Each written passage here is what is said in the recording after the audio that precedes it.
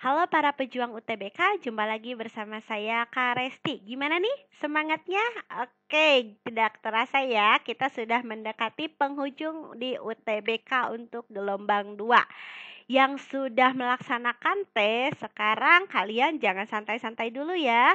Karena mungkin ada beberapa dari kalian yang sudah daftar untuk ujian mandiri di beberapa universitas yang kalian impikan seperti itu. Jadi tetap semangat ya. Jangan putus harapan ketika misal kalian beranggapan, wah kemarin UTBK-nya susah, tidak apa-apa. Bisa jadi orang lain juga lebih merasa susah dari kita, seperti itu ya. Jadi tetap semangat, jangan lupa berdoa dan lanjutkan perjuangan kalian di tes-tes selanjutnya seperti itu. Oke, untuk sesi kali ini saya akan bahas sesuatu yang beda. Ini bukan bukan bocoran perharinya, tapi juga ini soal UTBK ya, soal UTBK dari gelombang 1, gelombang 2, tapi soalnya bentuk teori.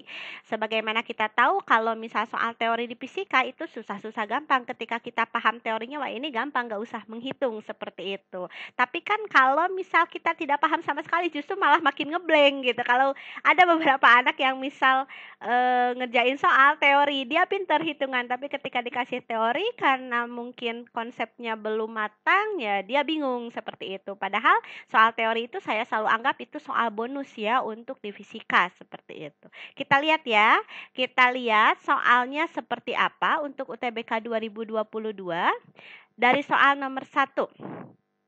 Pernyataan berikut ini yang tidak menggambarkan teori kuantum Planck. Nah, ini ada di fisika modern, ada teori kuantum Planck. Teori kuantum Planck mengatakan apa sih?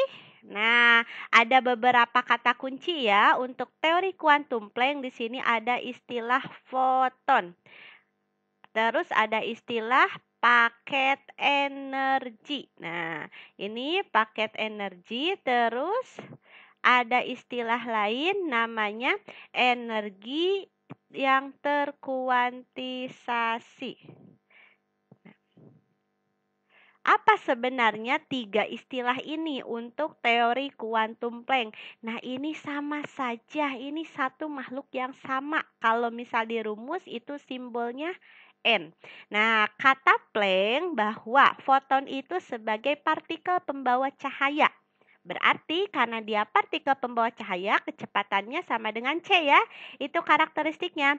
Kecepatan foton sama dengan C. Berapa nilai C? 3 kali 10 pangkat 8.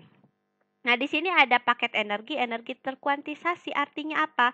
Jadi, kalau misal saya gambarkan perambatan cahaya itu bukan seperti ini ya, tidak bersifat kontinu tapi diskrit. Ya, bedanya secara sederhana. Ini saya gambarkan secara sederhana ya. Nah, di sini kalau diskrit misal kayak gini, titik-titik. Ini perambatannya. Istilahnya kita bisa menghitung ada berapa foton jumlahnya seperti itu, dan itu berupa bilangan bulat.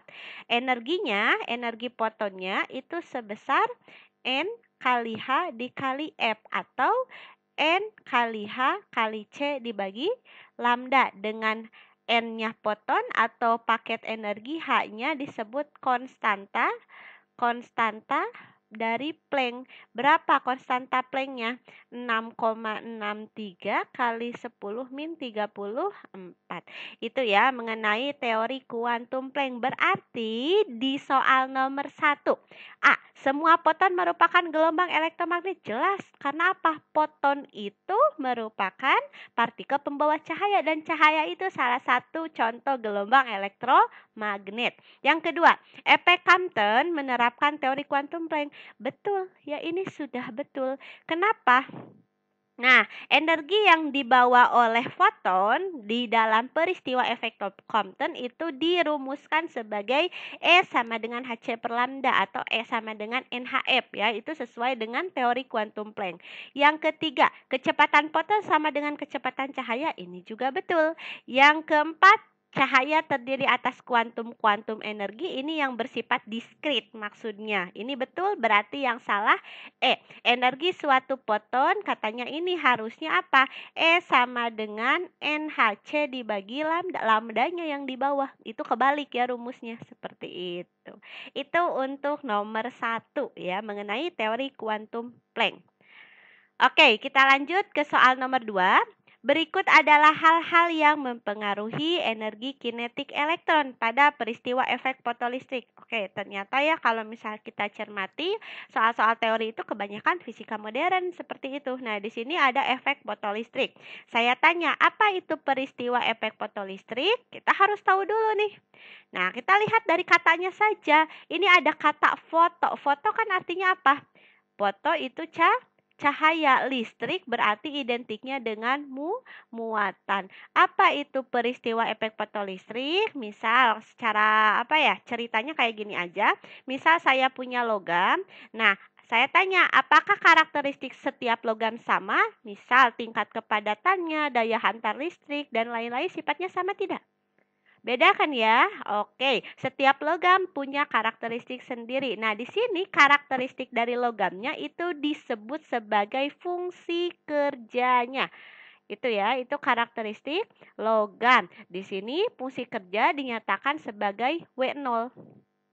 Terus gimana? Pada logam disinari foton. Nah, simbol foton kayak gini atau ditembaki foton ke sini. Nah, ditembaki. Kalau misal energi yang dibawa foton yang kata Planck besarnya NhF itu lebih besar daripada W0. Nah, dan itu merupakan syarat dari proses terjadinya efek fotolistrik. Harus lebih besar energi fotonnya. Ketika energinya lebih kecil tidak akan terjadi efek fotolistrik.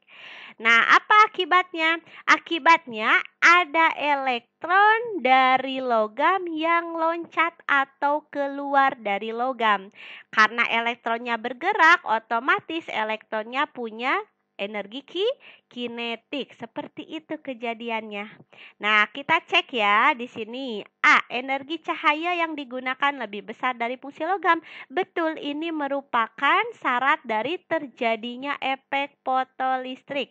Ini syaratnya ya. Nah, yang kedua, frekuensi cahaya yang digunakan lebih besar. Jelas. Nah, frekuensi ambang ini ada istilah frekuensi ambang. Apa itu frekuensi ambang? Nah, frekuensi ambang. Kalau kita simbolkan ini F0 ya. Frekuensi ambang itu F minimum yang dibutuhkan agar elektron keluar atau agar elektron loncat seperti itu. Itu yang disebut frekuensi ambang. Hubungannya dengan W0 karena W0 bisa kita definisikan H dikali F0 atau HC dibagi lambda 0 gitu. Untuk rumus umum persamaan efek fotolistrik sendiri di sini energi yang dibawa foton sama dengan fungsi kerja logam ditambah energi kinetik elektron. Itu persamaannya ya. Oke, kita lanjut. B-nya betul, ini kita nyari kecualinya. C. Panjang gelombang cahaya yang digunakan lebih kecil dari panjang gelombang ambang. Jelas betul ya. Ini betul. Ada yang tahu kenapa betul? Nah, lihat di sini. Di persamaan energi ambang. Oke, W dengan lambda itu berbanding terbalik. Kalau F mah harus lebih besar frekuensinya mah, tapi kalau lambda itu harus lebih kecil, harus kebalikannya ya. Oke, terus HF lebih besar dari W0 itu juga betul. Ini syarat sama aja dengan A ya. A dengan D ini makhluk yang sama. Berarti yang betul E. Harus diingat oleh kalian bahwa energi kinetik elektron sama sekali tidak dipengaruhi oleh intensitas cahaya, tapi dipengaruhi oleh frekuensi atau panjang gelombang cahaya yang diberikan seperti itu. Itu untuk efek fotolistrik. Kita lanjut yuk, kita lanjut ke soal nomor 3. Suatu cahaya masuk pada dua medium yang berbeda. Sudut bias medium 1 lebih kecil daripada sudut bias medium 2. Tentukan pernyataan yang benar. Oke, kita di sini berbicara mengenai pembiasan. Nah, untuk pembiasan ini katanya masuk ke dua medium yang berbeda. Oke, misal ini dari udara ya. Saya misalin ini dari udara. Ini medium 1 yang di bawah medium 2 seperti itu. Nah, katanya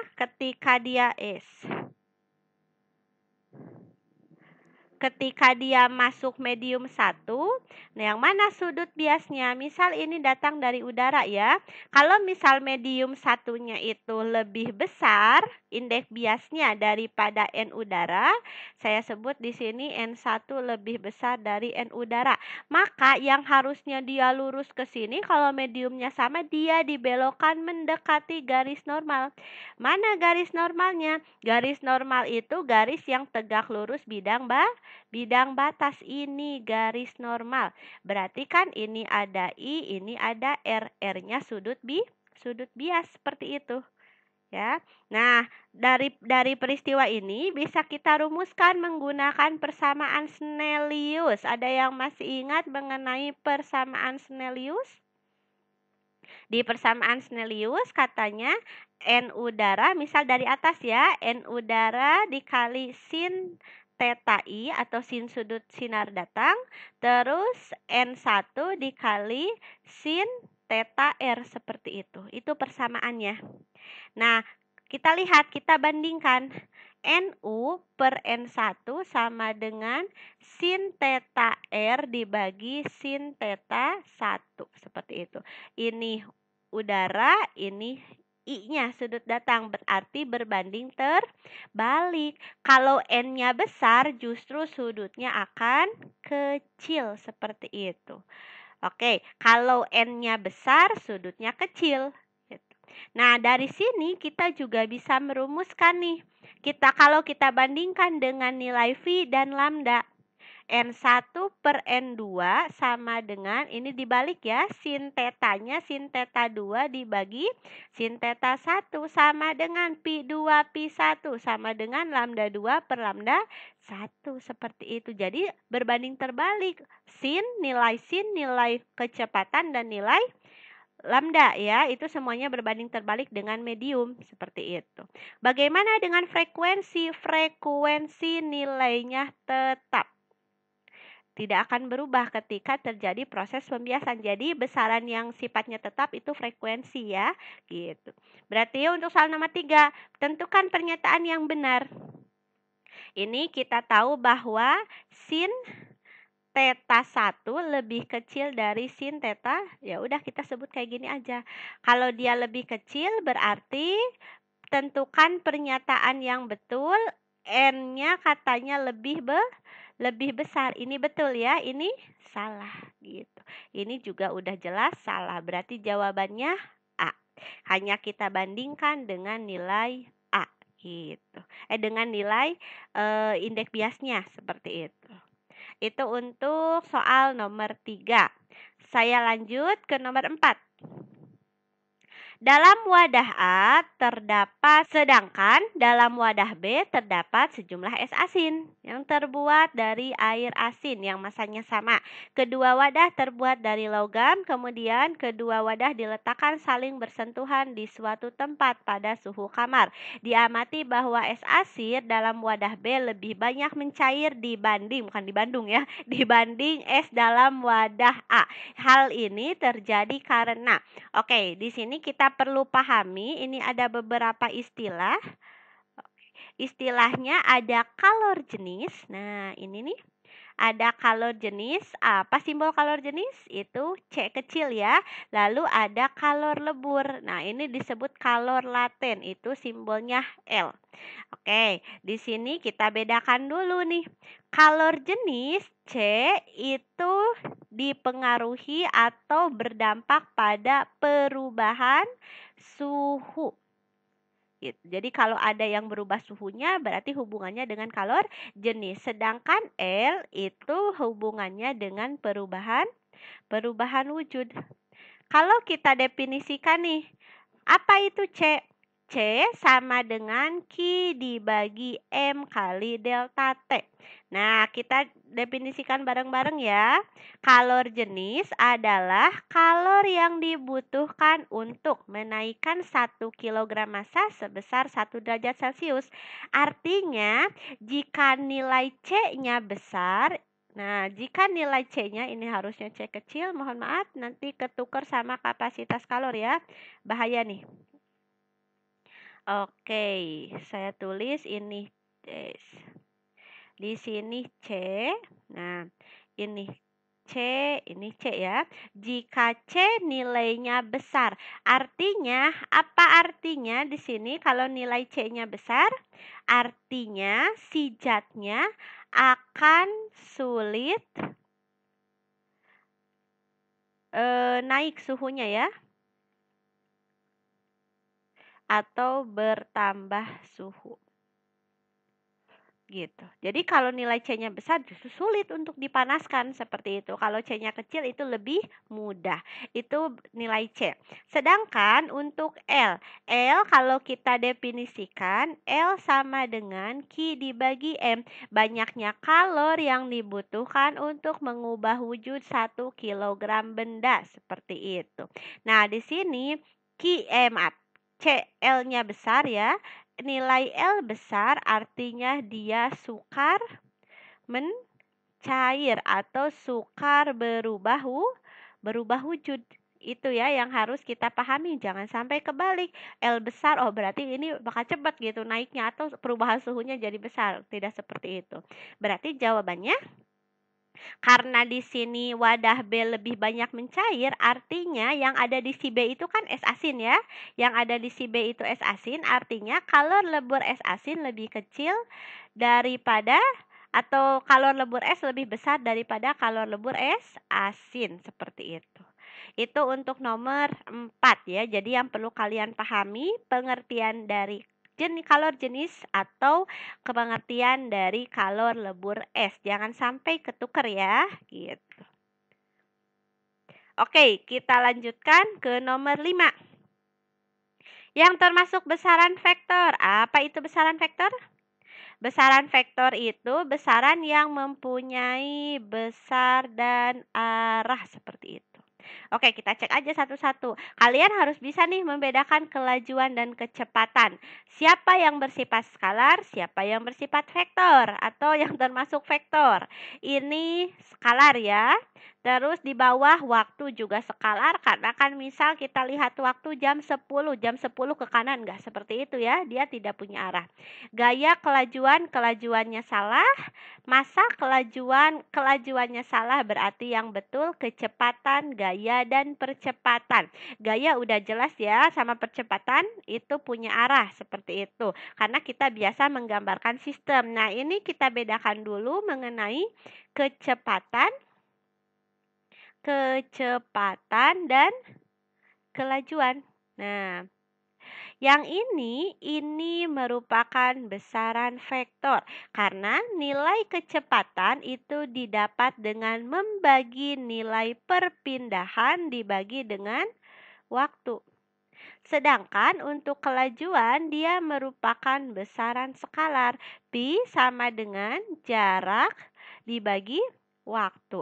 Sebagaimana kita tahu kalau misal gini, ini Adi ya, Adi berjalan dari A. Misal dia berjalan dari A ke B sejauh 4 meter. Lalu belok ke C ke arah selatan sejauh 3 meter. Tentukan perpindahannya. Nah, perpindahan itu yang mana? Perpindahan itu kan jarak terdekat. Kalau saya gambar, perpindahan itu jarak dari A ke titik C. Ini perpindahan atau delta S-nya. Sehingga delta S bisa kita cari menggunakan persamaan Pitagoras ya. 4 kuadrat ditambah 3 kuadrat seperti itu. Berapa jaraknya? Kalau jarak kan mau belok kemanapun ya tetap dijumlah aja. Berarti jarak mah tinggal 4 ditambah 3. Jadi hanya perlu dijumlahkan saja seperti itu. Itu untuk nomor 5. Kita lanjut ke nomor 6. Sifat-sifat cahaya antara lain nomor 1, cahaya memiliki energi. Cahaya foton udah dijelaskan sebelumnya ya bahwa cahaya mempunyai energi sebesar E sama dengan NH dikali F. Berarti itu ini betul. Yang kedua, cahaya merambat memerlukan medium? Salah. Kenapa? Karena cahaya merupakan gelombang elektromagnet. Artinya dia mampu merambat meskipun tidak ada medium seperti itu. Cahaya dapat terpolarisasi, betul. Terpolarisasi itu peristiwa polarisasi merupakan pengurangan arah getar dari cahaya, arah rambat dari cahaya ya, seperti itu. Itu polarisasi dan ini hanya terjadi pada gelombang transversal, contohnya gelombang cahaya. Yang keempat, cahaya dapat mengalami dispersi, ini betul. Yang kelima, cahaya merupakan gelombang longitudinal, ini salah. Harusnya gelombang apa? Gelombang transversal. Berarti yang betul 15 salah. 13? 13 betul. 12 salah, 25 salah, 24 salah. Berarti jawabannya B gitu. Kita lanjut ke nomor 7. Suatu wadah berisi gas dikocok-kocok secara terus-menerus. Pada peristiwa ini terjadi gas melakukan usaha, gas menerima usaha, adanya kenaikan energi tanpa disertai pertambahan usaha. Kalau sistem berkurang karena terlepas ke lingkungan, tidak ada jawaban yang benar. Oke, ini materinya termodinamika. Biar kebayang kayak gini aja ya, kita misalin gasnya jadi air. Loh kok bisa gitu dimisalkan jadi air? Bisa kok, karena apa? Mereka sama-sama fluida atau zat mengalir seperti itu. Jadi kita definisikan gasnya itu fluida ideal. Nah, dia dikocok-kocok, misal kalian nih punya air mineral di botol bekas, itu sedikit lagi kalian kocok-kocok agak lama. Apa yang terjadi pada air di dalam aqua ya, atau di dalam mohon maaf menyebutkan merek, di dalam wadahnya. Misal yang pertama, coba kalian bayangkan, yang pertama berarti airnya akan anget. Artinya di sini ada kenaikan suhu walaupun sedikit ya, gitu. Yang kedua apa? Saya tanya, apakah volumenya itu bertambah? Apakah volume bertambah? Oke, volume tidak bertambah ya. Kalau misal volumenya bertambah hanya dengan menggerak-gerakkan suatu fluida, ya udah nanti perusahaan-perusahaan isi ulang air nanti bangkrut ya. Jadi kalau misal air galon kita habis tinggal kocok-kocok kan gak gitu ceritanya. Nah, yang harus kita pahami, di sini kan ada delta T, ada delta P. Di sini delta P-nya sama dengan 0. Delta T hubungannya dengan delta U atau energi perubahan energi dalam. Sedangkan delta P ini hubungannya dengan W atau usaha. Jadi ketika tidak ada perubahan volume maka usahanya sama dengan 0. Lalu satu lagi besaran ada Q. Ya udah Q mah kita cari dari delta U ditambah W. Ketika salah satunya bertambah, delta U-nya misal bertambah, Q-nya kalornya juga akan bertambah seperti itu. Berarti jawaban yang betul gas melakukan usaha, yang ada usahanya salah karena usahanya sama dengan 0. Adanya kenaikan energi dalam tanpa disertai pertambahan usaha. Di sini betul. Kenapa energi dalamnya naik di sini? Delta T-nya naik kan suhunya jadi anget seperti itu. Itu ya untuk kasus fluida termodinamika di nomor 7. Oke, sekian untuk sesi kali ini. Semoga bermanfaat. Tetap semangat. Kalau misal ada yang mau ditanyakan perihal soal, bisa kalian komen. Atau misal mau soal yang lain ditanyakan, silahkan DM ke Instagram saya. Itu ada ya di link description di bawah seperti itu. Oke, sekian untuk hari ini. Jangan lupa like video ini. Tetap semangat. Wassalamualaikum warahmatullahi wabarakatuh.